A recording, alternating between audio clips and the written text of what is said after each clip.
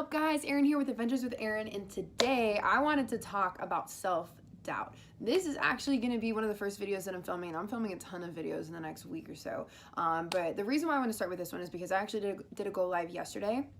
And I asked everybody, I was just like, what do you guys need help with? Like, what do you guys want to hear? Like, what do you guys need more of? What would help you? You know what I mean? Like, what would help you? If you're scrolling through your feed, you're bummed, you're having a rough day, yada, yada, yada. What would help you? Like, what can I film videos about? Like, what can I talk about? And a lot of people actually said that they wanted to hear more about self-doubt and overcoming self-doubt. And it took me a minute. Like, I normally, whenever I film like videos and stuff like this, just to kind of share value with you guys, it normally comes straight off the top of my head. Like, I normally don't really look into anything prior to. I normally don't do too much research onto it because it's just like, self-doubt is something I looked it up. Like, I wanted to get like a full, like, in-depth like idea of, you know, kind of like what it roots from and like how to kind of solve it, because at least for me it's hard to come from a place of experience because I almost forget, you know what I mean? It's not that I've never experienced self-doubt before, it's just I naturally don't think like that anymore, and I have to like go back into like the depths of my memory to think about how my brain used to operate, because honestly self-doubt is almost like just like a reaction, you know what I mean? It's almost like a natural thing that like as soon as a situation happens or as soon as something happens, that thought just like just shows up in your head.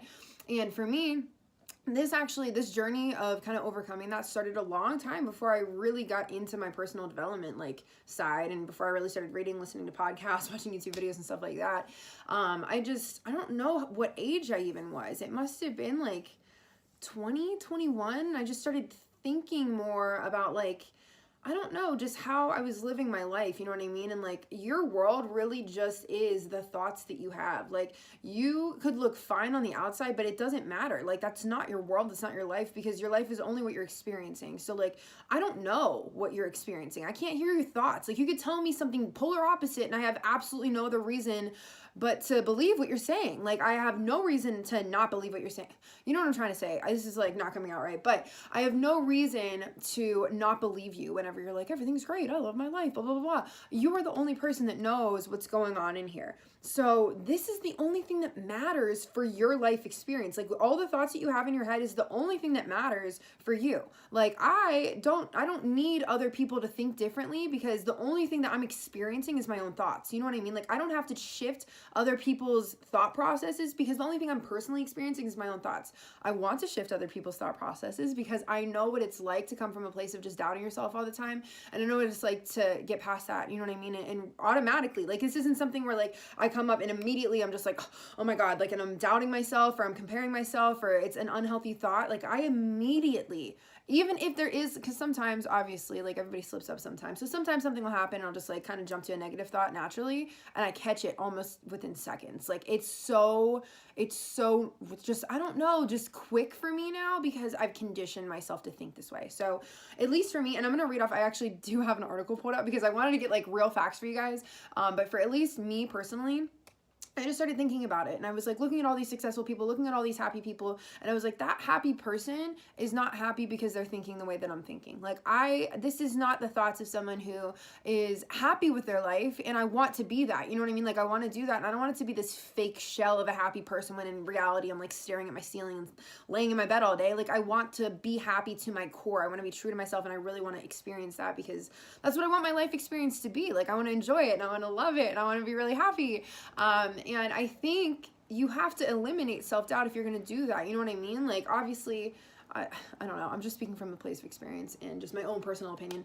But that is why I really started rewiring things. Like, I really started just recognizing it, because I feel like more often than not, whenever we have like an automatic thought, or just the way that our thought process works, we're just like, that's just like how I am, and that's just like how I think. Or you can point fingers and be like, this thing happened to me when I was a kid, or this thing happened to me when I was a teenager, and like, that's why I'm like this. And it's just like, don't use that as an excuse. You know what I mean? Like, I got mad excuses in the book, okay? And I could use a ton, and I choose not to, because excuses are not going to get you to where you're trying to go. Like, excuses are going to hold you where you're at currently. And if that's, you know, if you're not happy with that, obviously you got to get rid of that shit and, you know, break out of the excuses and actually take responsibility and take action, and you know, just take charge of your life. So that is what I started doing, is I just started like just kind of monitoring my thoughts, and I just be like, that wasn't like how like a you know, productive person would think, or that's not how somebody who had faith in themselves and didn't doubt themselves would think. And I would immediately be like, okay, like why am I thinking like that? Like where did that come from? Why did I think that? And how do I want to be thinking instead? It's not how am I going to think instead, it's how would I rather be thinking. That's how I started. So I just started thinking about like what thought I would have rather had, you know what I mean? Like, oh, like that, I'm excited, like I'm not intimidated, I'm not threatened, I'm not comparing myself to you, I'm excited, that's amazing, you know what I mean? Like kind of like starting to think like that's what I would rather just naturally think. And I just kept doing it. I think consistency is the biggest factor, but I just kept going and going and going, and I kept on moving, and I kept on just, you know, monitoring everything until sometimes, you know what I mean? Like I would notice it. It would take a couple minutes sometimes, because sometimes it would take a couple days actually at first. Like I would think something and I'd just be like really built up and like mad about it. And then a day would go by and I'd be like, why did I let that affect my mood? Like, why did I automatically think that and not even question it?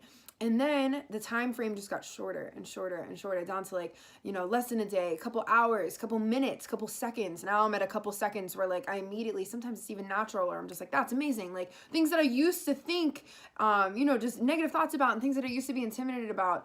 I want to kind of read out the 3 things that this article at least says, what the 3 main roots of, you know, self-doubt are. And the first one is comparing yourself with others. That's why I keep using that reference, is comparing yourself with others. You're doubting, you know, your ability, and you're comparing yourself to someone else's success or someone else's, you know, situation, which I mean is completely unrelated. Like there's so many different factors that play into that. So that's one of them. The other one is fixation on a particular outcome. I'm actually going to do a video separate from this talking about like not getting too fixed on exactly the how, just the what. You know what I mean? Like you have to know the what, but like don't just be like, I must go this way, whenever universe is going to give you the way that you're supposed to go, and it's probably going to be easier than the one that you're like so fixated on. So I think fixation on a particular outcome is an awesome one. That's number 2.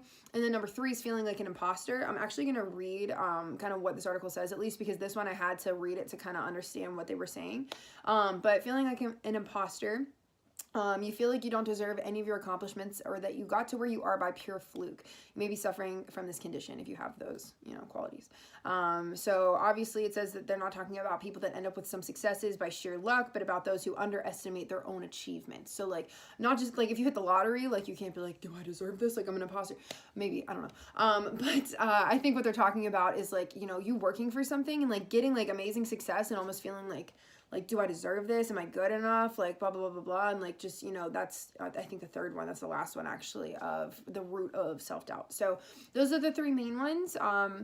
I don't want this video to go too long, but they were pretty much saying, which I don't really agree with. They said that positive self-talk, affirmations, visualizations, and all that stuff don't really get too far. That's kind of like what I did. Like they say meditate too, actually. They said like the real way to actually get over it and, you know, really work on it and build on it is meditation, journaling, questioning where it's coming from, kind of like not like ignoring it, just, you know, really questioning it, feeling, you know, exactly where that came from and why you felt that way, and then acting on it. You know what I mean? Acting and shifting that focus. Not ignoring it. I don't want to make anybody like ignore the self-doubt and just be like, I need to pretend I'm happy all the time. No, like you got to get to the root of it so you can like break that down and then rebuild a really solid, healthy foundation. So that's the 5 that it goes over. I do agree that like you can't just do it just with like affirmations and positive self-talk, but they go a long way. They said that like they don't go a long way. I don't agree with that. Like I was just on a mastermind the other day, and this dude, Brian Delaney, if you guys don't know who he is, he's amazing. He came out and he said that part of his morning routine is just staring in the mirror and 100 times just say like, I love you, I love you, I love you, I love you. And like at first it was kind of just like I started laughing at myself, and then I was just like, no, I love you, no, I love you. Like it was literally, it was so much fun. And then you just walk away from the mirror and you're cheesing, like you could do anything after that. I've been doing that every single day for 3 days, and like life has changed. It's so crazy. It's been 3 days, and it's just like, I love you, I love you, I love you. And whenever you love yourself, whenever you're telling yourself, I love you, no matter how weird it is to look at yourself in the mirror, and no matter how weird it is to like give yourself that, that's where it starts. You know what I mean? Like giving yourself that self-love is where it starts. You can't just be like, oh, I want to doubt myself whenever like this person approves for me, or whenever like mom and dad approve for me, or my, you know, this guy thinks I'm cute and funny and whatever the fuck. You know what I mean? Like you can't wait for somebody else's love to like fix that. You have to just just get everything. You have to be real honest with yourself. It's probably gonna hurt and be really awkward, but like you have to do it if you want to build that strong foundation. So this is gonna be 10 minutes long. I am not going over 10 minutes. I'm gonna cut this now. But hopefully that helps you guys. Hopefully you guys can really start working on getting over that self-doubt. If anybody has any tips or any, you know, suggestions, anything that really helped them, go ahead, drop it in the comments. But I love you guys. I hope you're having an amazing day, and I will talk to you later. Bye.